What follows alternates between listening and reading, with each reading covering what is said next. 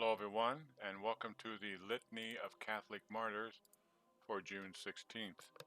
Today just happens to be Trinity Sunday as well. So as always, make sure you pray for those families who have loved ones martyred on Easter Sunday in Sri Lanka. I offer this ministry as in order to emphasize the fact that the Catholic Church has a great deal of martyrs. And the Catholic Church teaches us that when we are placed in a position where it's either us or the church, and the church comes first, and we are asked to be heroic in our measures in dealing with whatever heresy or whatever incident passes as given to us to deal with and it happens to us on a daily basis. What we read, what we hear, what we see in our dealings with other people, how we handle that. Something as simple as wearing a crucifix and somebody's saying something derogatory about that, that's considered being a white martyr, the love of the church, even sometimes just walking into a church. So those of us who are brave enough, and then listen, many times I am not. I wish I could be more like the martyrs, the red martyrs who sacrifice so joyfully.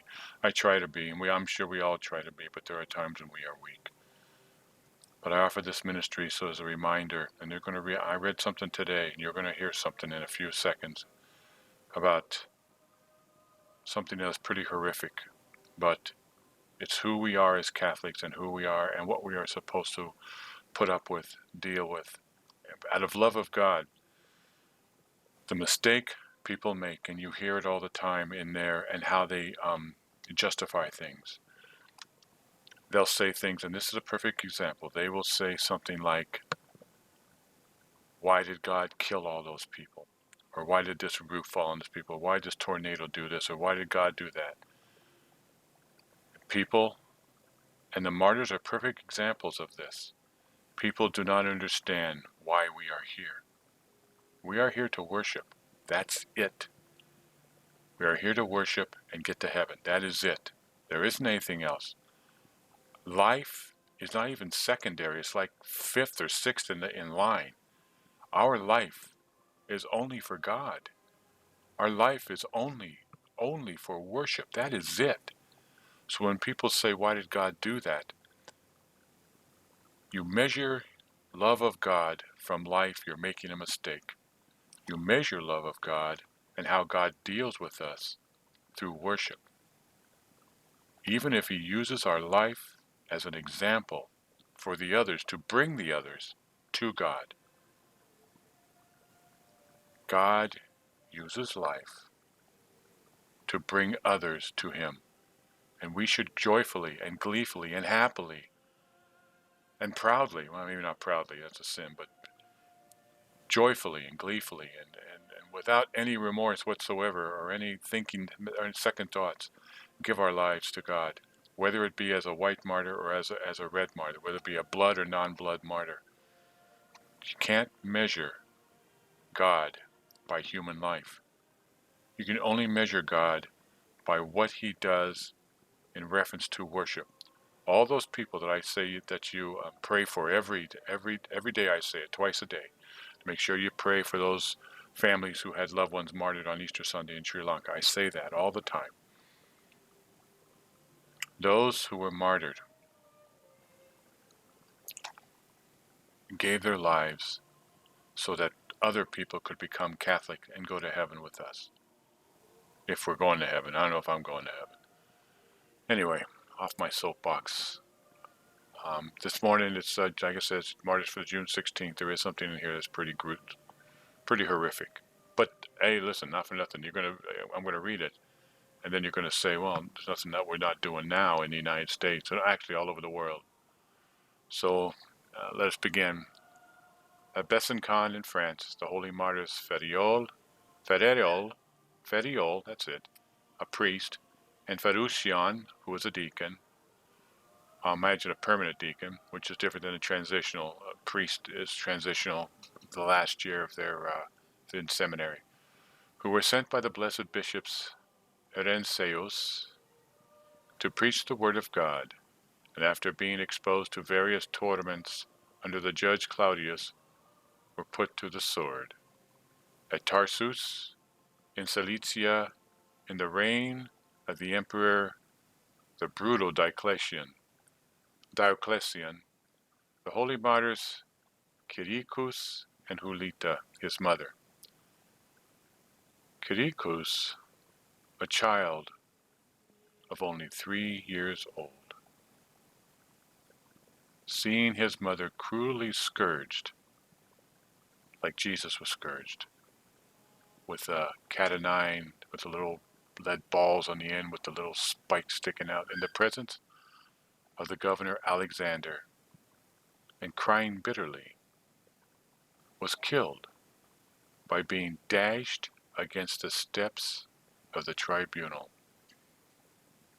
So, it's like going to a courthouse. Imagine the courthouse of, actually this is a good analogy. Think of the courthouse of the Supreme Court in D.C. and the steps leading up to that. And thinking of picking up a baby and slamming it, or a child of 3 years old, and slamming it on those marble steps so hard, it killed him. Now, think of the millions of babies from 1973 to now, through those clowns stepping in a place they weren't even supposed to be, making a decision about something they weren't supposed to even do. All the blood that flows from those steps. This is no different. Anyway, Hulita, his mom, little Kyricus' mom, after being subjected to severe stripes and grievous torments, closed the career of her martyrdom by decapitation.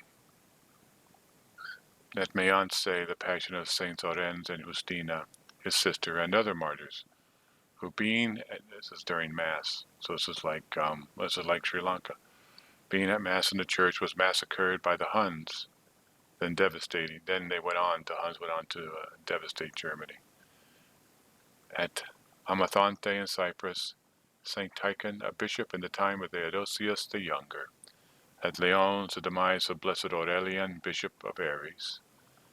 At Nantes in Brittany, Saint Semilian, bishop and confessor. At Meissen,